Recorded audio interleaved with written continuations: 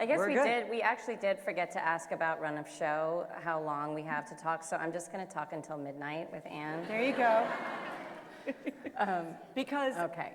I, just want to spend time with my friend.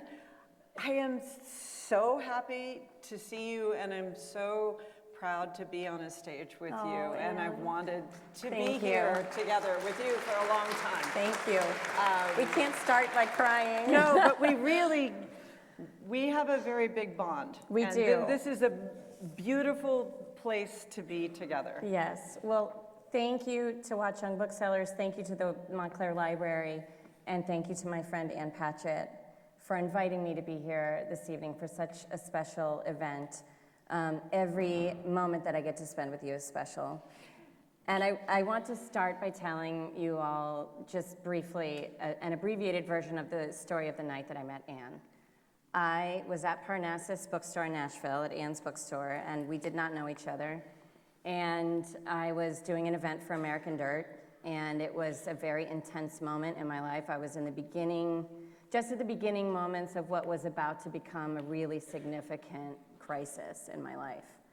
And the first thing Anne said to me was, "You've got to stop doing that. You're up there with your heart 6 feet out in front of you. You can't survive like that." And I said, "I don't know any other way to be." And then she said to me, you know, my tour was canceled, and she said, "You shouldn't be alone in a hotel room tonight. You should come back to my house." And I surprised myself by saying, "Yes, please." And I went to her home, and she said, "I'm going to tuck you into bed with some Xanax and some ice cream." And I said to her, "I don't have any Xanax." And she said, "Why would you be on a book tour without..." And I said, so I told her, I said, when my father died in 2016, I took something for a year, and I didn't like the way it made me feel, as if I didn't have access to the full range of my emotions. And she said, "Well, aren't you glad you have access to them now?" And that was the first moment that I fell deeply in love with Ann Patchett. As funny and wise and direct in real life as she is on the page, I am so honored to be here tonight to not only talk about this beautiful novel that she's written, but also to allow all of you lucky folks the opportunity to glimpse her remarkable personhood, the way that I have been so lucky to do in our friendship. So. And I just want to meet that by saying, I love you as a person, but I love you as a writer, and I will always remember my publicist giving me a galley of American Dirt, not the same publisher, which I took on an overnight flight to London and read straight through, and the second I landed, called and said, "Here's my blurb, this book is electric, I can't put it down." And I could never believe what happened to you. And, I can't believe it either, Anne. I can't believe it either. And we were talking about the fact that you've really gotten on the other side of it, where now people are coming up to you and being like, "What the hell was that about?" Yeah, there's a lot of that. Thank But God. also the great triumph that is Speak to Me of Home, which was your last book. Thank you. And so beautiful. And if you haven't read it, please get yourself a copy. I say that as a bookseller and a friend. Thank you. But more than anything, you're a really wonderful writer. Thank you. And you didn't let the people with their torches and rakes destroy your life. And you got back up and you wrote a fantastic book. Thank you. And you're my hero. Oh, Okay. Thank you. Oh my God. We could just do that. Yeah, we all can just night. do that all Yeah, night. that But would we be- never get the opportunity. So this is Yeah. the first time Yeah, that, in person. that we get to do it. Yeah, so thank you. All right, I'm going to start with my nosiest and laziest question. Oh, bring it, girl. I never do this, but I'm wondering if you're willing to talk to us about the dedication. Oh, sure. That's your nosiest I and mean, laziest it's a question? really nosy question because I No. suspect that it will teach me something new about you and about this book. So the book is dedicated to my friend Jim Fox. And because you brought your glasses, but I didn't bring mine. There's a great quote under the dedication. I only ask to live another 100 years so that your memory will remain with me that much longer. Oh. Jules Verne, 20,000 Leagues Under the Sea. Jim Fox was one of the best friends I ever had in my life. He died 2 years ago on his 85th birthday. He had a, hi Sarah, he had a really good death. And Thanks in part to you. Well, I got to spend a lot of time with him. He died of pancreatic cancer, and which he was very upset about telling me, because I have written about a friend who died of pancreatic cancer. He was like, I don't want to upset you. But he had a terrific attitude. And it was so interesting. One of the things that I always think about with Jim is when he got his diagnosis, he called my husband.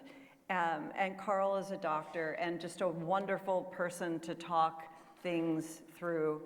And when Carl got off the phone, he said to me, you know, Jim's 84, and at an 84, you wonder a lot how it's going to end. I am 62. I wonder a lot about how it's going to end. And are you going to be in your right mind? Are you going to have enough money? Are you going to know where it is you're going to die? And Carl said, Jim has the answer to all of those questions now. Oh. And he was a good Buddhist and just such a solid soul. And he was okay with the whole thing.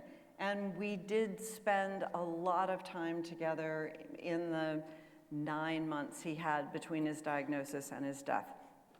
And he was the head legal counsel at HarperCollins, and I got into a lot of trouble in probably 2003, maybe 2002. I wrote a book called Truth and Beauty that was a nonfiction book about the death of my friend Lucy Greeley. And I had legal problems, shall we say, that Jim really not just got me through, but kind of saved me, and was there for me in such a meaningful way. And by such a meaningful way, I mean it involved, the legal problems involved a fanny pack full of 20s and a trip to the Chelsea piers in a town car. Wow. The two of us. We'll just leave that story there. But it was a profound moment in my life. And I am the person in my life who is there for people, and Yes. it is almost never that I am the person that somebody needs to save. And at that moment, I needed somebody. And Jim Fox, who at that point was just the lawyer at HarperCollins, was the person who saved me. I knew it. I mean, I did not know any of that, but it actually syncs perfectly with the story that you're telling in this book. So has anyone, it just came out like 3 days ago, has anyone read Whistler yet? Yes. A few? Okay, but I cannot do any spoilers. So I want to ask this question. Your three most recent novels, I couldn't help but notice, they all have a similar kind of storytelling structure where you have one of the primary characters sort of retrospectively telling the story, some pivotal moment of their youth to other characters in the book. What do you think? Where do you think that comes from? That sort of impulse to do that kind of perch. I think it's age, and I think it's a desire to get closer to the story aspect. I feel like in my earlier writing, I put so much of my energy into setting the book in the jungle in the Amazon, or setting the book in the ichthyology lab at Harvard, or in a embassy in South America, so nobody would know that it was me. And I just created a lot of really elaborate scenery, and that was good, and it was fun, and it was good for me. But it takes a lot of energy, and I think I just thought, what if I put all of my energy into the story, into telling the story, instead of into making those weird trees? Yeah. And so those stories are always told as stories. It's so hard for me to think without that idea of, I want to tell you a story, or I'm in a safe place and I'm going to look back and tell you that story. Okay, so now I have to skip ahead because the way you just said that, and talking about Jim Fox, this is on page 3 of my questions, but You're very prepared. I try. So there's this moment in the book, and now I can't find it, but there's this moment where the Ed Triplett character, the primary relationship in this book is between Ed Triplett, or Eddie Triplett, and his stepdaughter Daphne. And you get this relationship in 2 different times of life. One is when Daphne is 9 years old, and the other time is when Daphne is in her 50s. And there's this moment where Ed is telling Daphne, the 9-year-old version of Daphne, this scary story. And Daphne, he recognizes that she is really scared, and Daphne interrupts him and says, "Does she live? I just need to know the end of the story." And then Ed obliges her because, quote, "the creation of narrative tension was not his objective." And I was like, this is the most meta. I mean, I was so impressed because, I had to put the book down for a minute and think about that, because, Ann Patchett, creation of narrative tension is your aim, I would imagine. And yet you managed, both in that story that Ed is telling to Daphne and in the story that you are telling to the reader, to sort of front load a lot of the answers for us so we can be okay. Yeah. And yet there is still narrative tension. What kind of sorcery? How did you do that? Okay, I am a good bit older than you, but did you ever see Love Story with Ryan O'Neal and Ally McGraw? I don't think so. Okay. But the rest of you saw it. Okay. So I remember watching Love Story when I was a kid, and Love Story starts, as you will remember, with Ryan O'Neal sitting in the bleachers of an empty baseball diamond, and he says, "What can you say about Jenny? She loved Bach and Beethoven and me. Jenny's dead." That's the opening. Oof. Then you go back to their first date, to their first meeting, and they fall in love and they get married, and she dies. She has a beautiful death by some beautiful cancer. And that stayed with me in the same way that the Poseidon Adventure, I think, was a huge impact. It's like you're going along, the world's turned upside down, you have to make a journey to what was the bottom but is now the top. But with Love Story, you are not spending your energy thinking, is Jenny gonna make it? Jenny's not gonna make it. None of us are gonna make it. And so it forces you to pay attention to the beauty of what is kind of an average relationship between these 2 incredibly good-looking people. And when I wrote Bel Canto, there is a sentence on page 13 that says, "None of the terrorists survive." Oh. And everybody sails right over it. Yeah, I didn't even know that. Yeah. No, none of them, the hostages are all on the floor thinking, "I'm gonna die." And then the narrative voice says, but they don't die, all the terrorists die.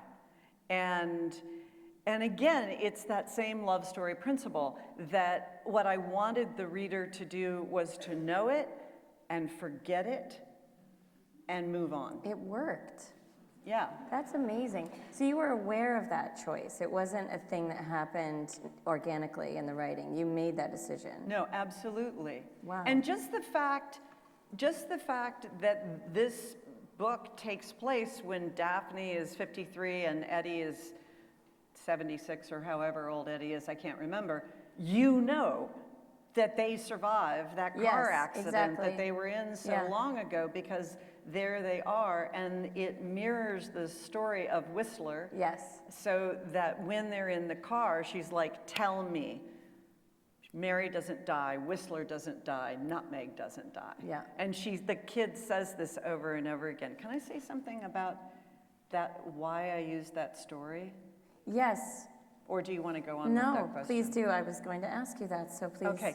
So I don't have children, and one of the things about not having children is that I never know what the milestones are.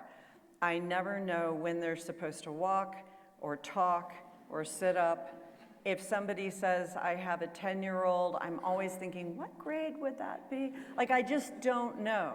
The question that I am always asking people that no one has ever given me an answer for, at what age does a child go for a 24-hour period without crying? My 19-year-old is here, and I will let you know. No, I'm just kidding. I'm just kidding. But it's, those are the kinds of things. So Eddie Triplett loves his 9-year-old stepdaughter, and he's trying to do right by her, but he has no idea of what an appropriate story is for a 9-year-old. Oh, and I just remembered this. This is absolutely where this came from, that I once took my niece and nephew to see a terrible movie that maybe was called AI. Is that possible? A Steven Spielberg movie that goes on for years and the blue fairy is in it. Oh, I hated that movie. But I had brought my little niece and nephew to it, and the whole time I was like, this is so inappropriate. This is so terrible. And I couldn't get them to leave because they were like, we never get to see a movie like this. Try to pull us out of this chair. And it went on and on. And so that feeling of Eddie knows that he has to distract Daphne. Yeah. He should tell her a story. The only story he can think of is a story that he happened to read that day at work. And so he starts to tell her, and he gets into the story, and he was like, oh, wow, this is just not a good story to tell a kid. And Daphne is like, you have to finish it. Yeah. You have to, I wish you hadn't started it either, but you did, and you have to finish it. Yeah. And she needs to know that they're going to be okay. Right. And in fact, it is the right story for that moment because they are okay. That's right. And he's able to say to them, yes, to Daphne, yes, they survive. And she's like, okay, carry on. And then she gets the rest of the story. Yes. So I actually think it's great that they were just your niece and nephew because my kids only have me. And I was sitting in that theater too with them. I was like, sorry, I'm your mom. I don't know any better. Okay, there's this quote on page 163. The only thing you do better than writing characters that we fall in love with is writing characters that we can really hate. Like, there's a few doozies in this book. I did not hate Daphne's mother, but I was very annoyed with her throughout the book. But didn't you get to a point where you felt better about her? I did. Because I feel like that's an arc of the story. It is, but largely because of Daphne, because she's okay. And I wouldn't blame her for not being okay, but she's okay, so then I can forgive her mom for making bad decisions, right? But there's this quote on page 163 where Daphne says, I might have reminded my mother that she blamed me for her second divorce, but my mother had suffered enough. If my brother had in any way benefited from her suffering, well, I was happy for them both. And I thought if any other writer, literally any other writer, wrote that sentence, I would be like, no, I don't buy it. But from you, I bought it, and it was because you had created this character in Daphne who just had legions of grace, and she was so, I mean, she's not precious or perfect, but she is fully able to forgive her mother, like genuinely forgive her mother. And sorry for all the Catholic language here in the First Congregational Church, but I just found myself wondering, I mean, because I think Daphne is very familiar to me. She's someone who I adore. And I wondered if you were sort of aware when you created this character that that was a central quality that she would have, or if it was something that naturally developed in her just as the story evolved. I don't think I mean, I've never written a character and thought, I want to make sure that she's full of forgiveness or that she's full of rancor or that, I think that it all just naturally evolves. And often naturally evolves without my even seeing it. Because as you're saying it, I thought, oh, I don't even know that it's forgiveness. I feel like what she learns about her mother is that there was nothing to forgive. And that maybe is different. that she goes from seeing her mother the way she did when she was 9, Yes. angry, betrayed, awful mother, bad mother, to being 53, and she holds on to that 9-year-old anger for a long time. And then when she's an adult, she's like, wow, you were in a really tough situation, Mom. Yes. And I can see that you were doing the best you could do with the hand you were dealt. You're exactly right. I just feel like Daphne, maybe it's not that she's full of forgiveness and grace. Maybe she's just more of a grown-up than most people I know, because she does have more empathy for her mom than I think is reasonable to expect her to have. Even when she learns this, what her mother was really facing, I think it would still be reasonable for her to be, like, to carry all that pain of this man that her mother divorced was her favorite person in the world. And from the time she was 9 years old, she believed that she was the reason that this man had to leave their lives. I can't imagine how you heal from that. And she does. She heals from it enough even before she learns the truth of her mother's story, that she's able to extend that empathy and forgiveness to her mother when she learns.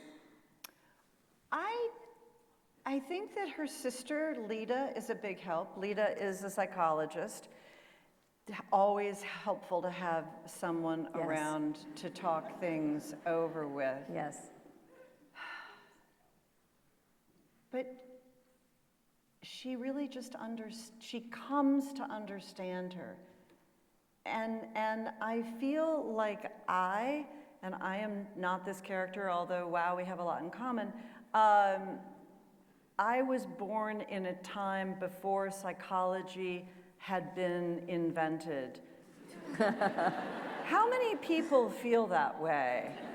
You know, for example, when my mother married a second time, and I really love my mother, she came home one night from a date and she said, "We got married tonight." Okay? No child psychology there. And then, when summer rolled around, I came home one day and we lived in a moderately tough neighborhood in a little house, and there was a boy in the kitchen, and I said, "Get out of my house." I was 7, and he said, "Get out of my house." That was how I discovered I had 4 step-siblings who didn't know that their father had remarried until their plane landed from California and they arrived in Tennessee. And he brought them into the house without telling them that there were 2 other kids and a wife. So maybe I'm just acclimated to this idea that parents did not feel the need to talk over adult decisions with their children. I do not believe that that makes them bad people or bad parents. I believe that that was the product of a time. Yeah. So many people have wanted to make a movie or a limited series out of my novel Commonwealth, which really is a book about my childhood. Yeah. And what I always say is, it is impossible, because people believe, if they're young, that that is a book about child abuse. And if someone is my age, they're like, wow, the 70s were so wacky. Like, we just all lived that way. And we did. Yes. There was a feral quality that I look back on with enormous gratitude, because I am tough and resilient. Yes, and we're okay. So beyond okay. Yes. Drop me off anywhere, and my sister and I talk about this, you know, we'll be able to do whatever needs to be done to be safe and to get out of any situation. Whereas I feel like the children that have been raised with so much love and kindness don't know whether to buy regular flour or self-rising flour, and therefore they have to call their mothers in the grocery store. That's right. See, girls, you're welcome. I'm doing you a service. Okay, so but do you understand? I like totally, the whole thing about forgiveness, it's a lens. Yeah. You know, it's the modern way we look backwards. Yes, yes. I feel that a light has been turned on inside my brain. Okay. From hearing that. I hope that you'll be willing to go and speak to every person who reads the book and say, this is the light that needs to be turned on. No, I mean, it didn't bother me. I just found it fascinating, and I found it, I liked it. I thought she was remarkable, and I still do. But I love hearing what was behind it on your side. And there's a moment in which Daphne is saying to her sister, how did we survive our childhoods? And the sister says, oh, our childhoods were great. Yeah. You know, like, we had lots of freedom, we learned to make decisions, worry about the people who don't let their children make any decisions. Yeah, yeah. Okay, so I would like to shift into talking about, I'm really interested in the cross-generational relationships in this book, both the central one between Daphne and Eddie, but also her marriage. And without giving too much away, I think this relationship between Daphne and Eddie triplet is extremely special, like of the soulmate variety. And it somehow manages to retain a strain that's both very parental and a strain that's like romantic. Oh, this is the most romantic thing I will ever write in my life. Okay. This is a super romantic book about a 53-year-old woman and her 70-something-year-old stepfather. Yes. And there's nothing sexual about it. No. But it is so romantic. That was my next line. Like, did you ever worry that it would skew sexual? And how did you manage to, because there were these moments where I was like, what? And then immediately it came back to sweet and romantic in the way that felt wholesome and okay, rather than where it could have gone. Right. How did you do that? You know, I didn't want to play with the reader. I didn't want to mislead them. Yeah. But I know that that's there. I mean, it's in my mind. It's in everybody. We all read Lolita. It's in your head. Yeah. That if you're going out with your stepfather and you love him madly, Yes. that people are going to be like, well, there's something going on with that. Even more than that, though, there are moments where at the beginning she's a little cagey about being super open with her husband. Yes, yes. And she's cagey about being super open with her husband because of her mother. Because she's like somebody told me that Eddie and I could not be together when I was a child, and no one will ever make a decision about what my relationship with Eddie is going to be. So she's not trying necessarily to hide something from Jonathan, her husband, but she just doesn't want to justify She's or very explain. protective. She's like, I just want to be fine. Yes. You pulled it off, and I feel very proud of myself because I wrote in capital letters, I'm not a therapist, but I suspect that this is because of her mother, because she's afraid of losing him. Someone will take him away again. Right. It was very interesting when my editor read this book, and there's a moment very, very early on when the husband is like, wait, are you going to see your stepfather again? Oh no, he says, are you going to see Eddie? And he's worried. He's a little nervous. And she says, he's my stepfather. And her husband says, that doesn't make me feel any better. And Yeah. my editor said, I don't get the joke. Oh. He was like, but he's her stepfather. How could there possibly be a problem? And I said, that's adorable. Your editor is not a woman. My editor is not a woman, right. Thank you for laughing. Yes, it is funny. All right, let's talk about the horse for a minute. Let's talk about the horse. I think I know the answer to this already because I did watch you on Seth Meyers last night. Yeah. It's a tough act to follow, but he was great. Did you borrow or repurpose any part of that story, or because it's such a perfect metaphor for the human characters in the actual novel?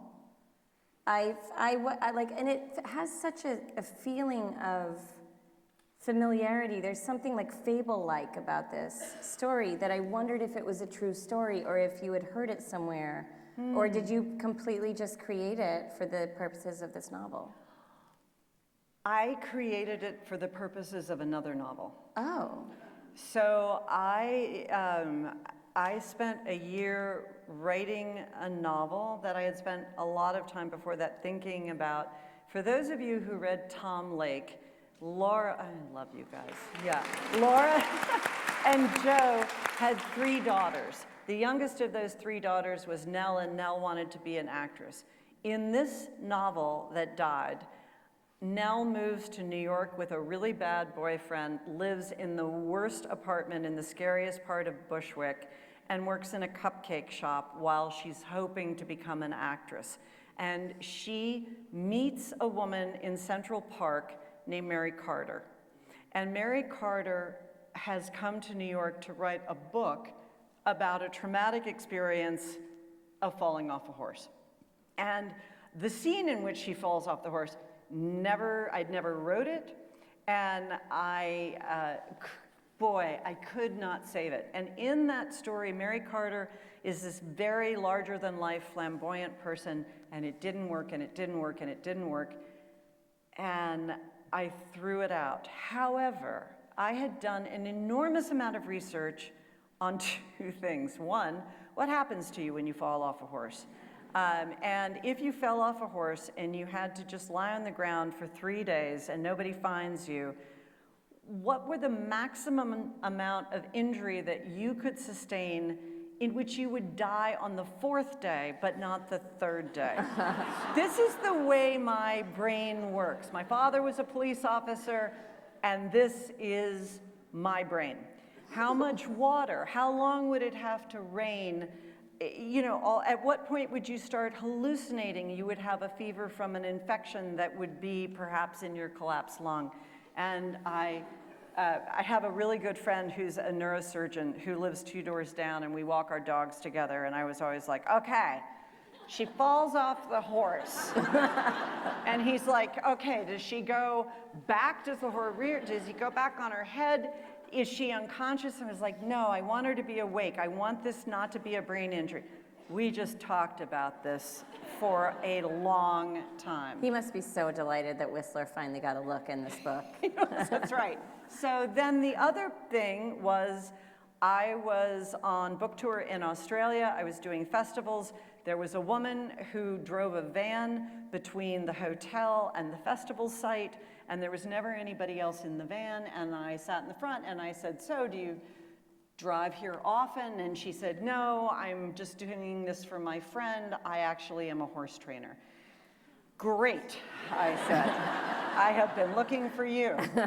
And so I said, is it possible, and this is actually a really important lesson about writing fiction, is it possible that a horse could run away and come back 3 days later? And she said, almost impossible, but possible. I said, it only has to happen once. Yes. This is not a trend among horses. One horse has to believably come back 3 days later having seen no one else. She said, yes. I said, okay, second, will the horse lie down? She was like, oh my God. The same horse. I mean, if they are unbelievably close and they've worked on the lying down thing before, it's possible. I was like, that's all I need.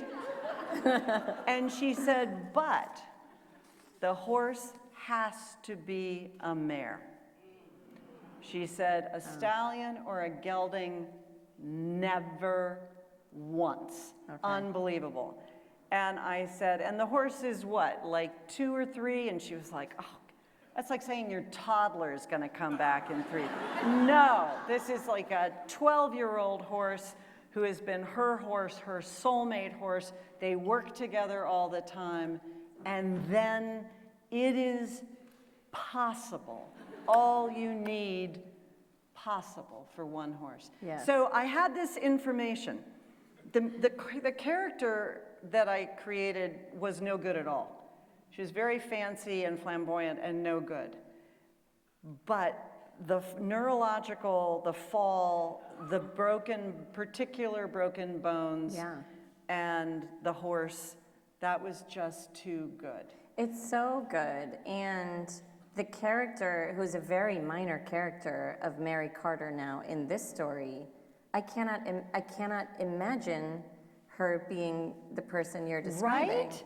She's exactly right. That's right. Yeah. And that's why I had to throw that book away. Yes. I could not get her to talk. Yes. She is a person who wants to be private and alone. That was a page that I actually dog-eared in the book because when you described her waning interest in actually writing the story of her life, it was so moving that, you know, trying to figure out why she lost interest in writing the story.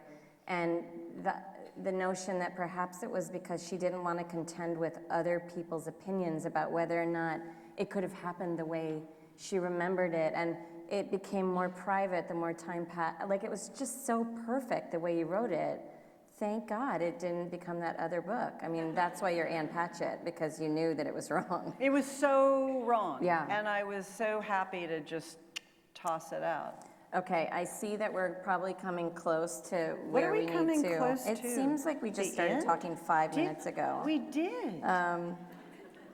So let me see if I can get one more in before we, okay, I'm gonna do this one. I'm gonna do this one because I want to read this quick little, it's very short. I just want to talk about your dialogue for 1 minute. Any aspiring writers in the room, this is the masterclass on dialogue. What you leave off the page is so much more powerful than what is on the page. And I'm super curious, because I know you write clean. I wonder if you just cut lines of dialogue later, or does it really come out like this? This is the excerpt, right? There is so much in here.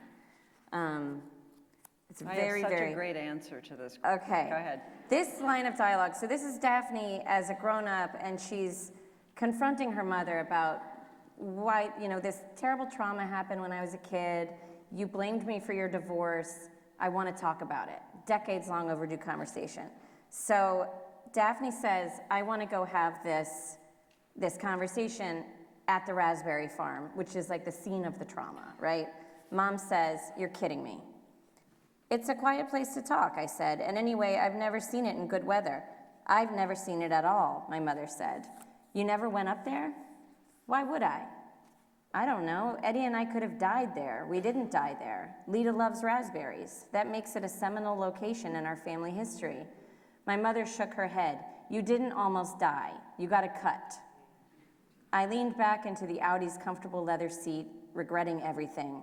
Raspberry farm, please.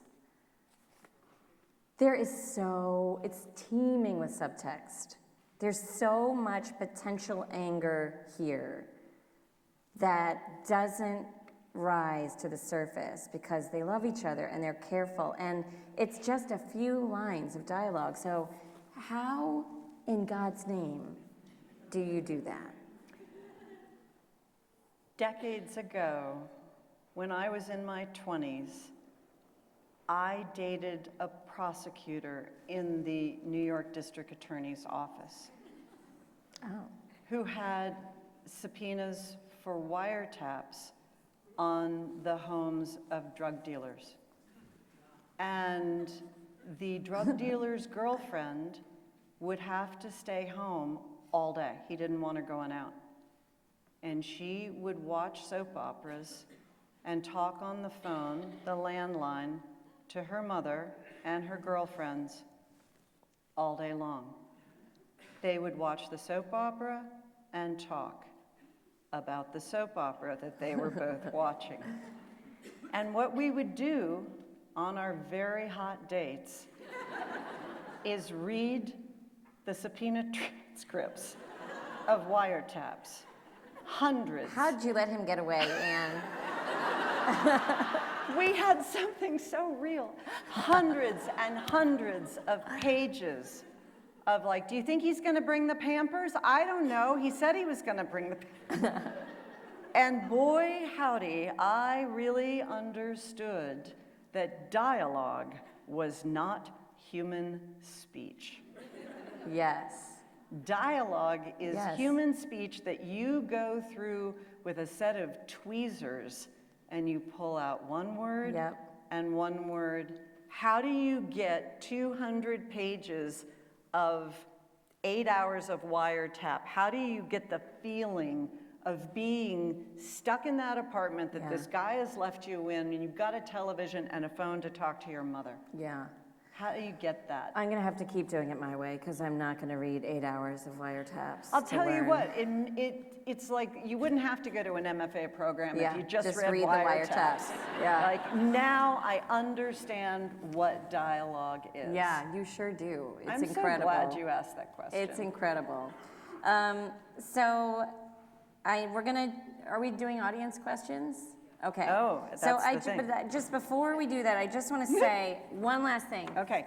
Whistler is the most beautiful metaphor. This horse is so heroic and loyal and dependable, and he's the perfect metaphor for the characters in this book. She, so that's right.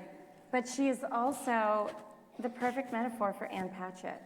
So this is the most Ann Patchett-y horse of all time. And I also want to say the horse is only in the book for like 5 pages. Yes. If you are somebody who does not like a horse novel, congratulations. This is not a horse novel. If you are somebody who longs for a horse novel, go find yourself. There's a horse in the book. There's You'll a horse still in like the book, it. but you probably want to read Geraldine Brooks's Horse, which is an excellent book about a horse. What you got? Sorry about the premature ejaculation, but I love you so much. This is my name is Laura. I fell in love with you, not with Bel Canto, did not fall in love with you. I fell in love with you with Truth and Beauty and These Precious Days. Mm-hmm. And, you know, and I don't know anyone who does more for writers in this country, in the world, and more for readers. I'm a teacher of literature, writing, and film. When I was 4 years old, my mother called from Rutland, Vermont, and said, "Say hello to your new daddy." So he became Sister. The old, yeah, exactly. I didn't do well on the father lottery, but he became the first one became the old daddy, OD, and then I had the new daddy. So I can identify with that quite a bit. But I just want to say that you have enriched my life with your, and right, I'm saying it for everyone. Thank you. You have enriched my life. I have not been able to get down to Parnassus, but it is a life goal, and it will get done. And I have a million things to say. One thing I'm going to say is Paradise, Morrison's Paradise, also does what you said.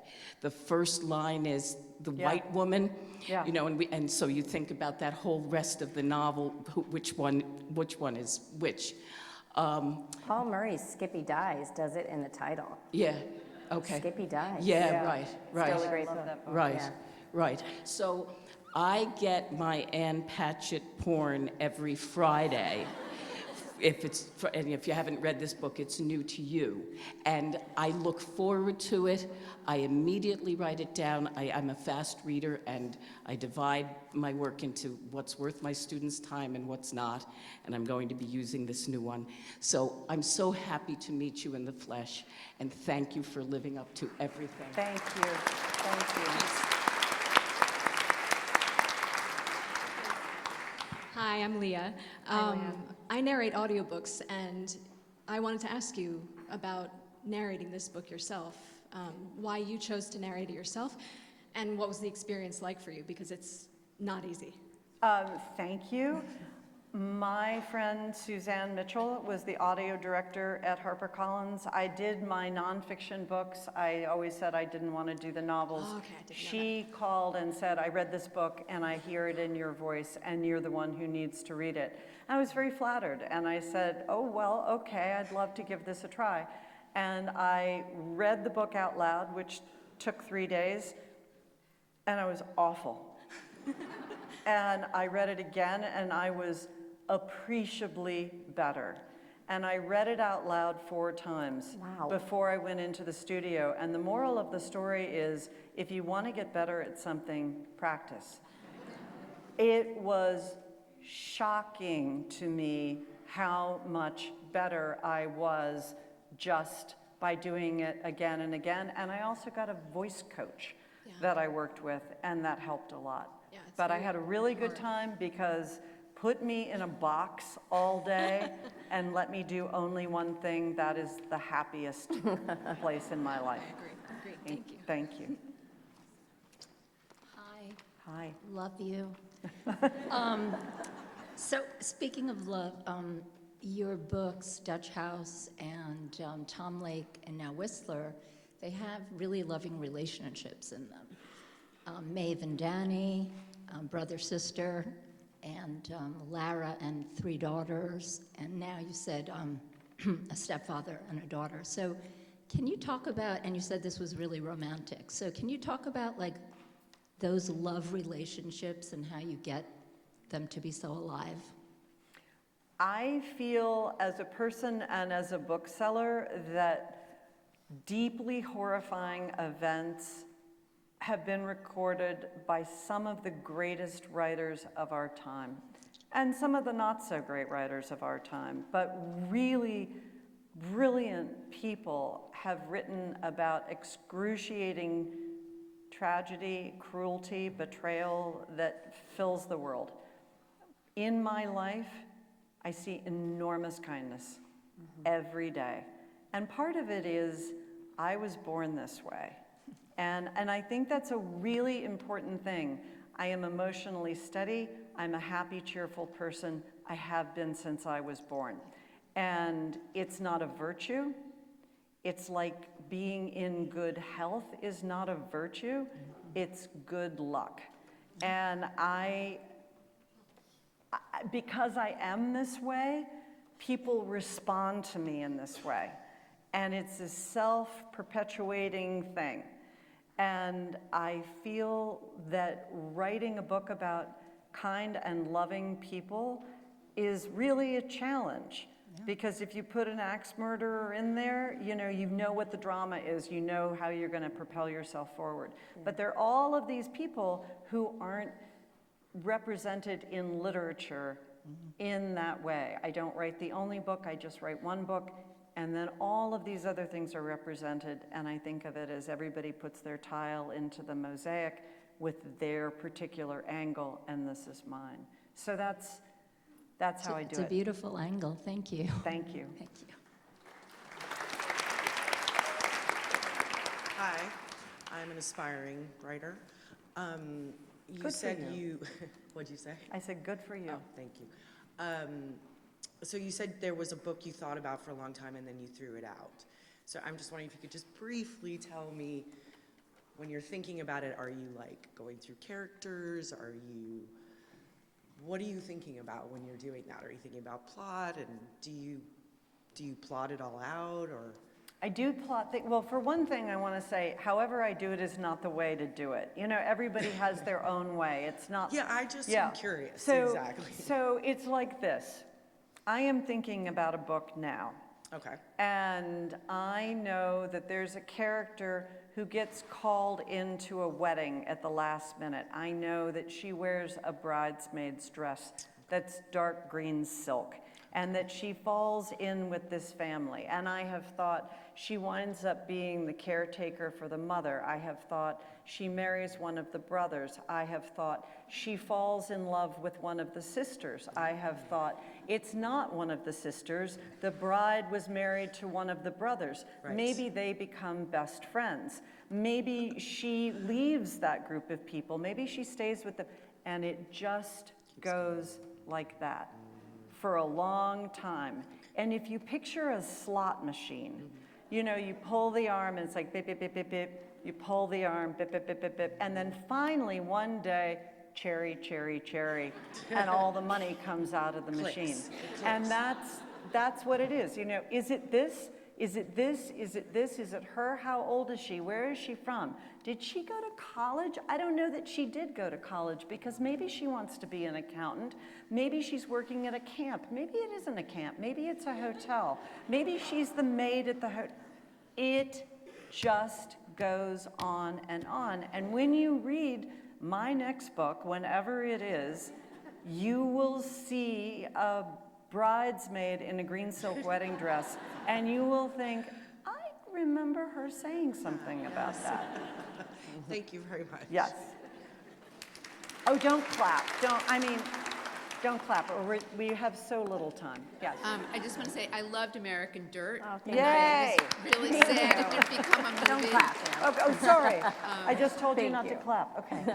Sorry. And I loved, this is a story of a happy marriage, and I loved Truth and Beauty, and I loved the essay you wrote about your three fathers in the New Yorker, and Yes. I loved Thomas Lake. So it seems like you can't miss, and I'm sure you can't miss either. When did you realize that the story about Mary Carter and the horse wasn't working, and how long did you spend? I gave the first 100 pages to my best friend Patrick Ryan, who wrote the novel Buckeye last year, which was my favorite novel. And hey, it's dedicated to me, but that's not why it's my favorite novel. And The Dutch House is dedicated to him, and he was coming to visit, and we share work, and we write together. And I said, I'm gonna send you the first 100 pages of this book. And he was coming to visit. I mailed it to him. I pick him up at the airport. Hey, hi, I'm so excited to see you. What are we going to do tonight? What are we going to have for dinner? Blah, blah, blah. You know, what are you reading? What are you working on? How's Fred? How's Carl? Blah. Gets home. He's like, I'm going to unpack. Okay. Time. Finally, I was like, did you read those 100 pages? And he was like, I just thought, that's it? That's a good friend. Like, I know. And he was like, no, I'm not saying, and I'm like, and I always think my favorite person to go shopping with is my sister. Because the second I walk out of the dress, it just goes over her face. And I say, okay, no, never mind, I'm gonna go and she's like, no, wait, it might, and I'm like, no, I've already seen it on your face. But I knew it, and I needed Patrick to just witness, and I was so happy. The second I hit the delete button, it was like I walked out of a fog that I had been in for a year, and I felt nothing but clarity, and it was great. Hi, my name is Barbara. The first thing I want to say is that this is just the most magical combination, because I love your work, and I love your work, and hearing you together is Loving just each been, other, it's just been crazy, yeah. wonderful. And the second is that the question that I had in mind when I was back there got answered.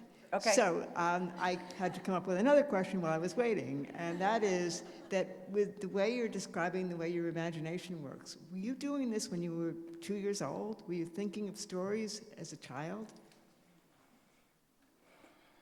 I don't remember, and that's the honest answer.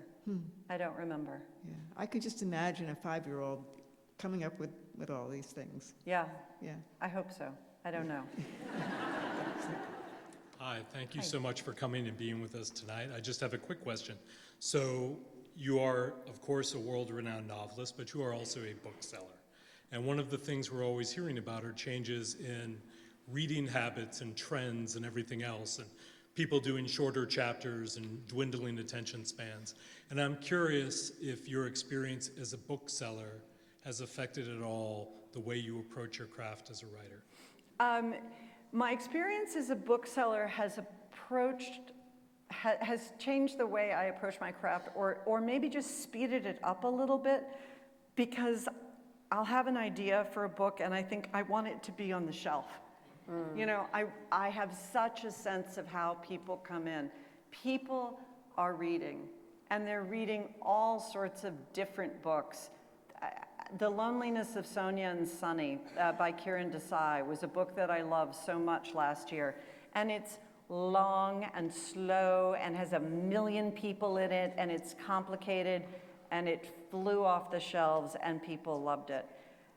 I just always think I'm in there all day with the books, with the readers, with the booksellers, and I always want to be part of it, and it really makes me want to write. And I know writers who say, oh, the novel's dead, it's so depressing, what's the point, nobody reads. I always say, open a bookstore, all of your problems will be solved. Thank you. Thank you. Good evening. It's really nice to be here with both of you. My daughter and I are big fans. Thank you. I have a question as a retired English teacher who always wanted to include contemporary literature in the conversation with students. So I'm asking you, which of your books do you think would be most appropriate in a high school classroom, and how would we approach that as a teacher? If you were to put one of my books in a high school classroom, I think I would put in Run. And the reason is there are young people, the young people are the central people in the story, and the book moves very fast. It's the same number of pages, it's probably 330 pages, but it's many, many fewer words because it's almost all in dialogue, and the whole book takes place in 24 hours. Yeah. And so I think every book is a gateway drug, and it's about finding the book that a student can have a positive experience with, so that they will then go on. I love Jeff Kinney. I love Dave Pilkey and what they do to get especially young boys reading. Because if you are a person who is comfortable with a book in your hand, you're going to have another book in your hand. If you read nothing, you will read nothing. If you read something that maybe isn't up to the standards, you will go on and be a reader. So just whatever book you choose from anyone, make sure that it's a welcoming book. A book that I love to recommend to every single person, I call it my universal donor, James McBride's The Color of Water. Yes. Everybody loves that book. Everybody reads it. And the chapters are really short, and you just move, and it's propulsive, and it has a beautiful moral and a story and a lesson and great memorable characters. Great. Thank you very much. Thank you. Deacon King Kong also. Oh, I mean, all of his books, all of his books. Yeah. I love your books, but what really stays with me, and you're in my ear like every day, is your New Yorker piece on decluttering. How is that going? How is the decluttering going? Is it still a process? And the buying nothing. I could do it again. I could do the whole house. My goal was to put my hands on every single thing I owned and just say, do I actually want this? Or would it be better going someplace else? And it's such a thrill to get rid of things.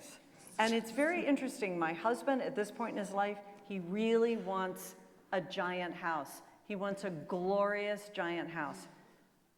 The Dutch house is what he wants. It's a nightmare. And I want to move to a convent and live in a little room. And we try very hard to respect one another. The awareness of things and the awareness of death. That's what you've got to really get your hands around if you want to get rid of your stuff.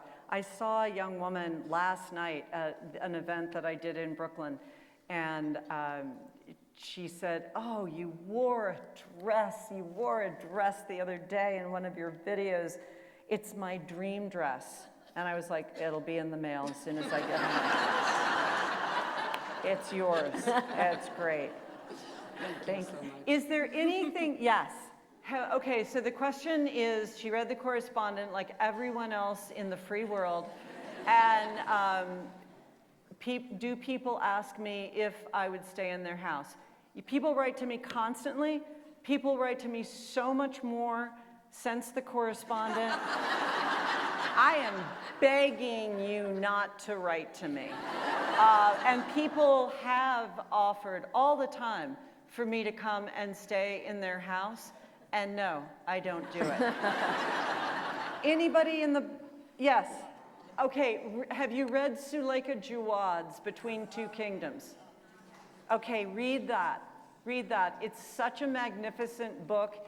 And also, if you're an audiobook person, listen to it, because she does the audio herself, and it's glorious. And I so often think if I had read Between Two Kingdoms, if I had had that book during Lucy's life, if Lucy had had that book during her life, things would have gone so differently. How do we talk about the book in a spoiler-free way so successfully? Well, the first thing you've got to do is be interviewed by Jeanine Cummins. You know, by somebody who's like smart and has done her homework and knows how to do it.